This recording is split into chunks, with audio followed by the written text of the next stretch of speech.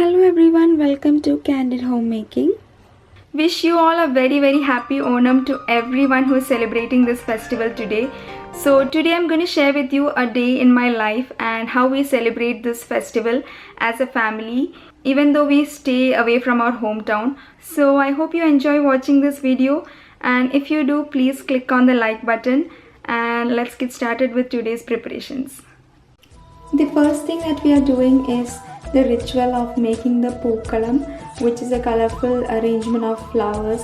And as a child I remember trying to make the biggest one possible along with my cousins, and now I'm enjoying seeing my kids starting to do it.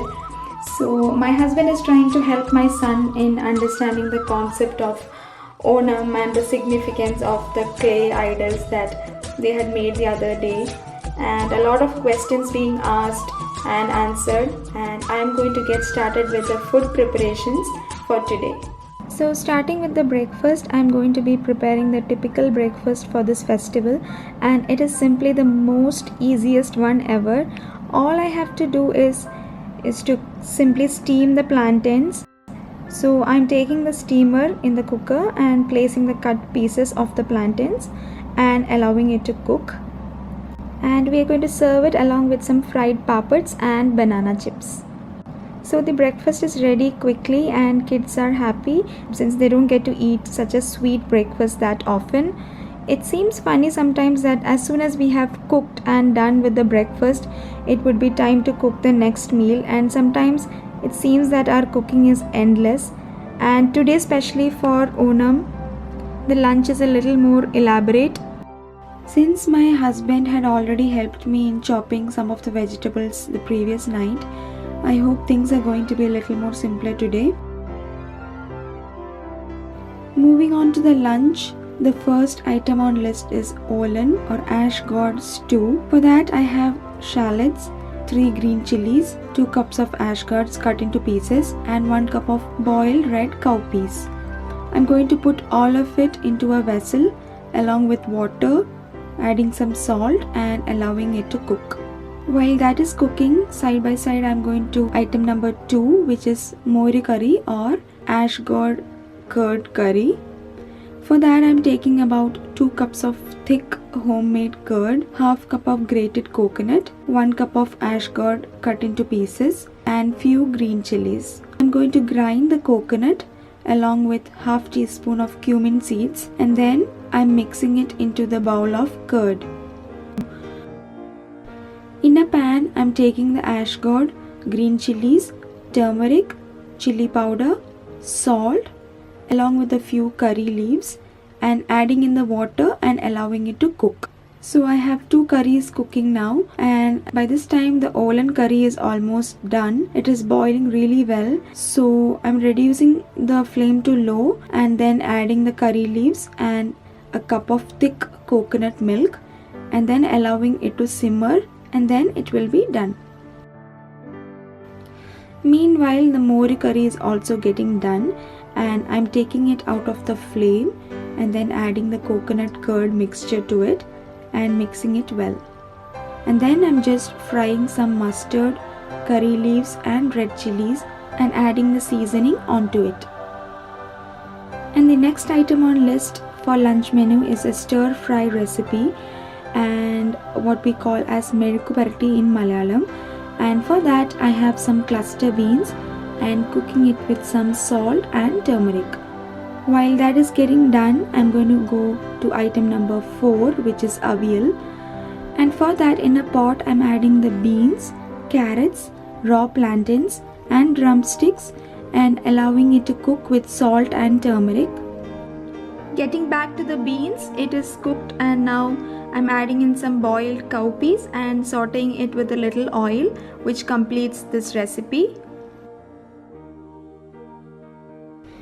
Now for the avial, I have some grated coconut, curry leaves and green chilies, and I'm grinding it with a pestle. Once the vegetables for avial are cooked, I'm going to add the coconut mixture, and then I'm taking it out of the flame and adding about 2 tablespoons of curd and then drizzling a teaspoon of coconut oil over it. The next item on list is sambar, and for that I have the chopped potatoes, beans, carrots, tomatoes and shallots. So this is the quickest way to prepare, by adding all the vegetables into a pot, and then I'm going to add in the sambar powder and then dry roast the vegetables, and then I'm going to boil the vegetables in water along with some salt and some cooked tur dal. Once all the vegetables are cooked, I'm adding in some tamarind juice and allowing it to boil, and I shall later add in the seasoning which will complete this recipe. I have kept the rice for cooking, and now I'm going to prepare the payasam. It is a very simple recipe. I'm heating in some milk, and into that I'm adding the roasted vermicelli and allowing it to cook. Now adding the condensed milk for thickness, and since it's already very sweet, I'm not adding in any more sugar. And once the vermicelli is soft and cooked, it is done. I'm frying some raisins and cashews in ghee and adding it to the payasam. So cooking is done and we are getting ready to have our lunch, and thankfully we got a few banana leaves from our Indian store here, and we are having a mini version of our Kerala Onam sadya.